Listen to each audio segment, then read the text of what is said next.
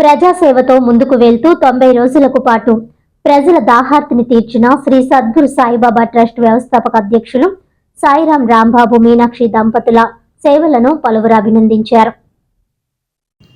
ఈ సందర్భంగా ట్రస్టీ వ్యవస్థాపక అధ్యక్షులు సాయిరాం రాంబాబు మాట్లాడుతూ, మా గురువులు మామిడిపల్లి రామారావు లక్ష్మి దంపతుల ఆశీస్సులతో 13వ సంవత్సరం శ్రీ సద్గురు సాయిబాబా ట్రస్ట్ ద్వారా అనేక సేవలు చేస్తున్నామని, గత 3 నెలలుగా 90 రోజుల పాటు మజ్జిగ, చల్లటి మంచినీళ్లు, లస్సీల చలివేంద్రాన్ని ఏర్పాటు చేశామని తెలిపారు.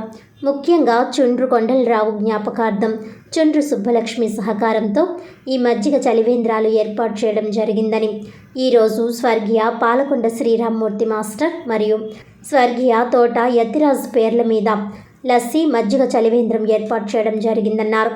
ఆఖరి రోజు వరకు ప్రతిరోజు ప్రజలకు ఎటువంటి ఆటంకాలు లేకుండా వారికి దాహార్తిని తీరుస్తున్నామని తెలిపారు. ఇందుకు సహకరించిన ప్రతి ఒక్కరికి పేరు పేరున కృతజ్ఞతలు తెలిపారు.